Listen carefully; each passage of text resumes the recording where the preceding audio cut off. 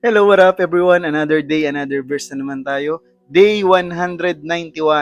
Our verse for today, Psalms chapter 150 verse 6. Ang sabi dito ay, purihin ng bawat may hininga ang Panginoon. Purihin ninyo ang Panginoon. Yung mga last chapters ng Book of Psalms, nakakatuwa. About siya tungkol sa pagpupuri sa Panginoon, tungkol sa kadakilaan ng Panginoon. And ito nga, yung pinaka-last chapter is Psalms 150. And 6 chapters lang siya, pero yung pinakahuling verse doon, ayun yung binasa natin kanina.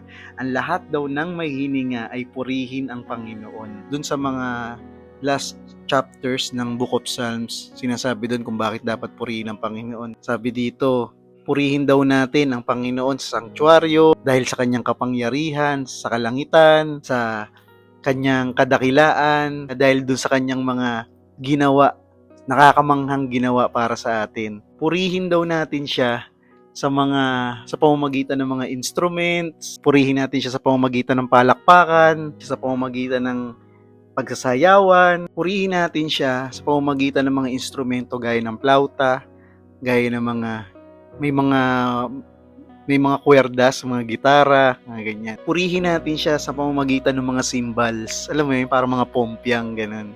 At pinakahuli nga, ang lahat daw ng may hininga ay purihin ang ating Panginoon. Galing, no? Isa itong paanyaya sa bawat isa sa atin. Kung meron kang hininga, kung humihinga ka ngayon, pakiramdaman mo sarili mo kung humihinga ka. Kung humihinga ka, isa itong imbitasyon sa bawat isa sa atin na purihin natin ang ating Panginoon. So meaning, hindi lang mga musicians, hindi lang mga leader ng church, hindi lang mga taong masasaya ang dapat pumuri sa Panginoon.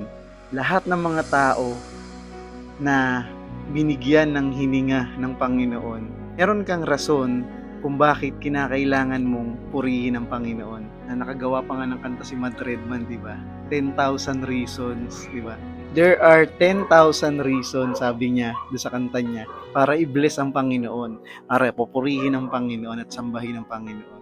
Purihin natin siya dahil doon sa kanyang kagilagilalas ng mga gawa at dahil doon sa kanyang kapangyarihan at kadakilaan. Hindi lang natin siya pupurihin dahil ang ganda ng ginawa niya sa atin, di ba?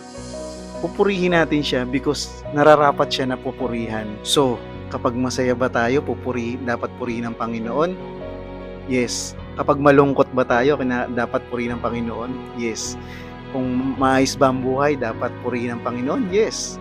Kung may pinagdadaanan tayo at lugmok tayo sa mga problema, dapat ba siyang purihin? Yes.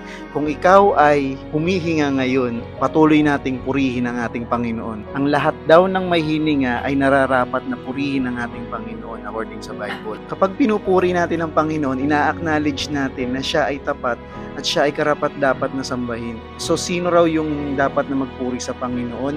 According sa Bible, ako, ikaw, at ang lahat ng may mga hininga ay dapat purihin ng Panginoon. Pero muli, binibigyan tayo ng Panginoon ng free will, di ba? Pwede mo naman talagang hindi siya purihin, pwede mo rin naman talagang hindi siya sambahin.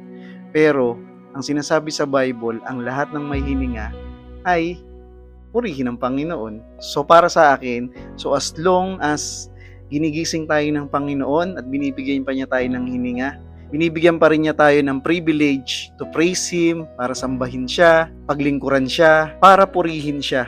Awitan natin siya ng mga awit na may magpapasalamat, pagpupuri, pagsamba, at pagtitiwala sa Diyos na lumikha sa bawat isa sa atin. Nawa yung bawat hininga natin, hindi natin sayangin sa mga bagay na walang halaga, kundi unahin nating ipagkaloob ito sa ating Panginoon. Makapagbigay tayo ng kaluwalhatian, makapagbigay tayo ng papuri, makapagbigay tayo ng awit sa kanyang banal na pangalan.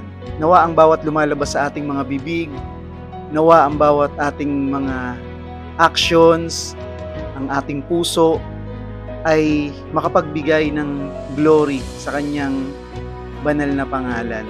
So God bless everyone, and nawa ay patuloy natin palaganapin ang salita ng Panginoon dito sa mundo.